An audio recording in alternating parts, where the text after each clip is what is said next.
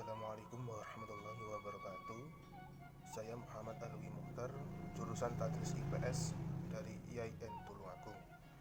Nah, di sini saya akan menjelaskan materi kolonialisme dan imperialisme bangsa Eropa di Indonesia dengan mata pelajaran sejarah Indonesia. Nah, sebelum menginjak ke materi lebih jauh tentang kolonialisme dan imperialisme, di sini saya akan menjelaskan apa itu kolonialisme dan imperialisme. Di sini kolonialisme memiliki arti yaitu sebuah negara untuk mengembangkan kekuasaannya di luar wilayah kekuasaan negara tersebut. Nah, sedangkan imperialisme yaitu kebijakan atau ideologi untuk memperluas kekuasaan atas negara lain untuk penduduk asli negara tersebut. Nah, dengan tujuan memperluas akses politik dan ekonomi, kekuasaan dan kontrol, dan seringkali dilakukan dengan menggunakan kekuatan militer.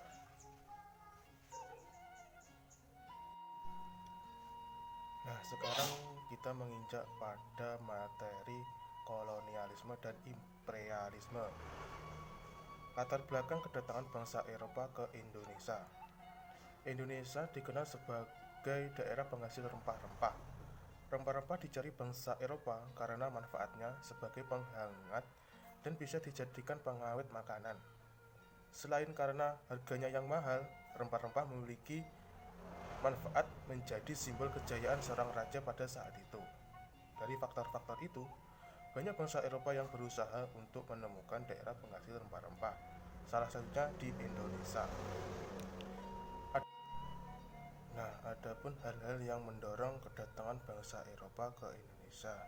Yang pertama, konsep Gold Cosplay Glory, yaitu kekayaan, penyebaran Kristen, dan kejayaan.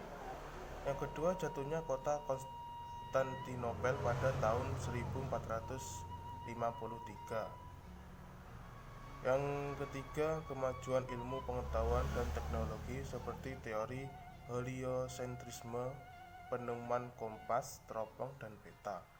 Yang keempat yaitu buku Imago Mundi dan Milione karangan Marco Polo yang berisi tentang perjalanannya ke timur. Adapun negara-negara yang ingin menginginkan rempah-rempah atau kekayaan alam di Indonesia. Yang pertama yaitu Portugis. Ptolemaeus Dias melakukan penjajahan samudra dan sampai di Tanjung Harapan, Afrika Selatan pada tahun 1488. Penjajahan lalu diteruskan Vasco da Gama yang sampai di Goa, India pada tahun 1498, lalu pulang ke Lisboa, Portugal dengan membawa rempah-rempah. Portugis pun semakin gigih dalam mencari sumber rempah-rempah. Untuk itu, Portugis melanjutkan ekspedisi ke timur yang dipimpin Alfonso da Albuquerque untuk menguasai Malaka. Ia berhasil menguasai Malaka sebagai pusat perdagangan rempah-rempah di Asia Tenggara pada tanggal 10 Agustus 1511. Setelah itu, negara Spanyol. Orang Spanyol yang pertama kali melakukan penjajahan samudra adalah Christopher Columbus.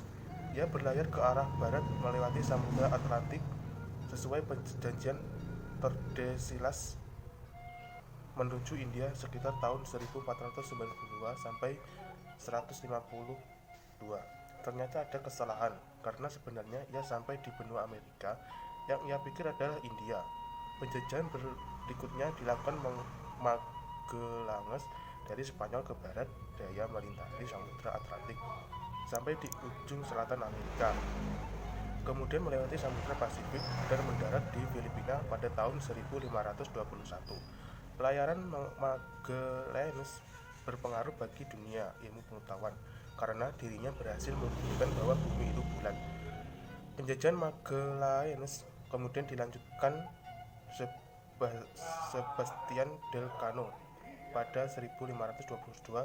Sebastian Elcano berhasil berlabuh di Tidore, namun kedatangannya dianggap melanggar perjanjian Tordesillas. Untuk menyelesaikan permasalahan keduanya, Portugis dan Spanyol melakukan perjanjian Saragossa pada tahun 1529.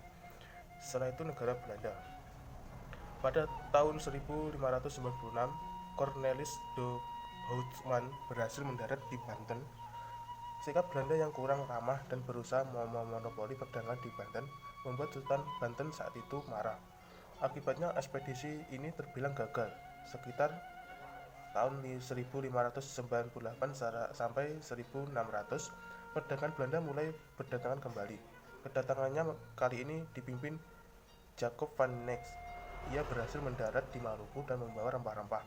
Keberhasilan Van Eyck menyebabkan semakin banyaknya pedagang Belanda datang ke Indonesia. Setelah itu negara Inggris. Masuknya bangsa Inggris ke Indonesia juga bertujuan mencari rempah-rempah. Tokoh penjajahannya adalah Sir Henry Middleton dan James Cook. Henry Middleton mulai menjajah di tahun 1604 dari Inggris menyusuri perairan Cabo da Roca atau Portugal dan Pulau Canary. Henry Middleton lanjut menuju perairan Afrika Selatan hingga Samudra Hindia.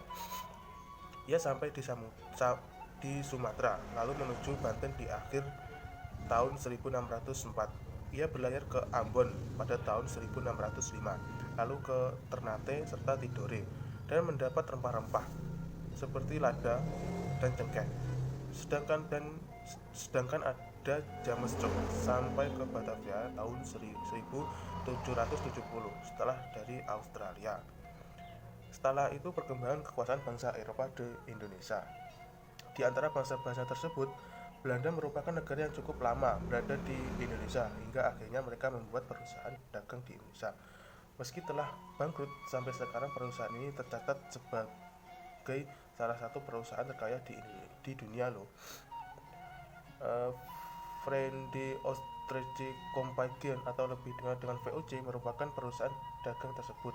VOC didirikan pada tanggal 20 Maret 1602 oleh Johan van Oldenbarneveldt. Kepemimpinannya dipegang oleh 17 orang pemegang saham yang berkedudukan di Amsterdam.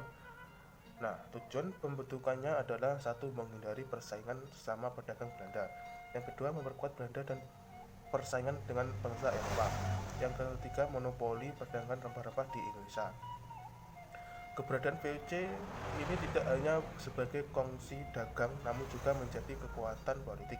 VOC memiliki hak okstori, yaitu monopoli perdagangan, mencetak mata uang sendiri, mengadakan perjanjian, menyatakan perang dengan negara lain, menjalankan kekuasaan kehakiman, mengungut pajak, memiliki angkatan perang, dan mendirikan benteng VOC. Nah, pada tahun 1799, VOC bangkrut karena pegawai VOC banyak yang melakukan korupsi, menanggung utang akibat perang, dan kemerosotan moral pada pegawai. Dengan kebubarkannya VOC, maka kekuasaan di Indonesia kemudian diambil alih oleh pemerintahan kerajaan Belanda yang saat ini dikuasai oleh Prancis. Setelah itu, perebutan politik hegemoni bangsa Eropa di Indonesia. Masa pemerintahan Republik Batav, kerajaan Belanda dipimpin oleh Louis Napoleon yang merupakan adik Napoleon Bonaparte, mengangkat Gubernur Jenderal Herman Willem Daendels pada tahun 1808 untuk mempertahankan Pulau Jawa dari serangan Inggris. Tugas lainnya adalah memperbaiki nasib rakyatnya selaras dengan cita-cita revolusi Prancis. Nah, adapun kebijakan Gubernur Jenderal Herman Willem Daendels yaitu pada bidang pertahanan. Pada bidang pertahanan ini membangun jalan anyar sampai Panarukan. Pada bidang ekonomi, mengeluarkan uang kertas dan monopoli perdagangan beras. Pada bidang pemerintahan, ini membagi Pulau Jawa menjadi 9 prefektur dan membangun kantor pengadilan. Nah, adapun sisi negatif pemerintahan Daendels adalah memberikan terus praktik perbudakan serta hubungan dengan raja-raja di Jawa yang buruk, sehingga menimbulkan banyak perlawanan. Dendels ditarik ke Eropa, lalu digantikan dengan Gubernur Jenderal Jenses pada tahun 1811. Masa pemerintahannya tidak lama karena pasukan Inggris datang menyerang. Jenses dan pasukannya menyerah dengan didatanginya perjanjian Tuntang, sehingga selanjutnya Nusantara berada di bawah kekuasaan Inggris. Pada masa pemerintahan Inggris, pada tahun 1811, pimpinan Inggris di India, Lord Minto, memerintahkan Thomas Stafford Raffles yang berada di Penang untuk menguasai Pulau Jawa. Penjajahan bangsa Inggris tidak berlangsung lama. Sejak tahun 1816, Inggris menyerah kembali kekuasaan kepada Belanda. Nah, Indonesia kembali berada di bawah kekuasaan Belanda. Pada masa pemerintahan Belanda, Van der Capellen ditunjuk sebagai Gubernur Jenderal, menerapkan kebijakan dalam menghapuskan peran penguasa tradisional dan menerapkan pajak yang memberatkan rakyat, sehingga muncul banyak perlawanan dari rakyat. Belanda juga mengutus Johannes van de Bos untuk meningkatkan penerimaan negara Belanda yang kosong akibat perang dalam masyarakat Nusantara dan bangsa Eropa lainnya. Van de Bos memberlakukan sistem tanam paksa sejak tahun 1830, menerapkan kultur stelsel banyak mengalami penyimpangan seperti waktu tanam yang melebihi usia tanam padi. Tanah yang seharusnya bebas pajak tetap kena pajak, sehingga rakyat harus menyediakan sampai setengah tanahnya. Meski begitu, tanah paksa yang juga berdampak positif karena rakyat Indonesia mengetahui jenis-jenis tanaman baru dan mengetahui cara tanam yang baik. Peraturan tanam paksa: yang pertama, menanam setengah dari lahan yang dimiliki dengan tanaman yang diwajibkan. Yang kedua, hasil tanaman harus dijual pada pemerintah. Yang ketiga, kaum petani tidak boleh bekerja melebihi penanam padinya. Yang keempat, rakyat yang tidak memiliki tanah diwajibkan kerja rodi selama 65 hari setiap tahun. Yang kelima, kerusakan tanaman akan ditanggung oleh pemerintah. Pada tahun 1870, tanaman paksa dihapus dan diganti politik pintu terbuka yang tertuang dalam UU Agraria pada tahun 1870 yang mengatur tentang kepemilikan tanah pribumi dan pemerintahan. Di sini mulai diberlakukan politik pintu terbuka. Investor asing mulai muncul, terjadi pengembangan usaha perkebunan di luar Jawa, dan sistem kerja paksa diganti dengan sistem kerja bebas. Perkembangan agama Kristen. Agama Katolik dibawa oleh kaum misionaris Portugis, salah satunya Franciscus Xaverius, yang mengunjungi Ambon, Ternate, dan Halmahera pada tahun 1546 sampai 1547. Selain Portugis, Belanda juga menyebarkan agama Protestan oleh Ludwig Ingwer. Ia berhasil melakukan kristensiasi di Sumatera Utara, hingga kini Protestan merupakan agama yang dominan di provinsi utara. Perkembangan kolonialisme dan imperialisme bangsa Eropa tentunya memiliki berbagai dampak bagi Indonesia. Sekuat di samping dampak negatif, banyak dampak positif yang kita dapat. Meski begitu, hidup di bawah bayang-bayang bangsa lain pasti gak enak. Nah, sekian penjelasan tentang kolonialisme dan imperialisme. Sekian, terima kasih. Wassalamualaikum warahmatullahi wabarakatuh.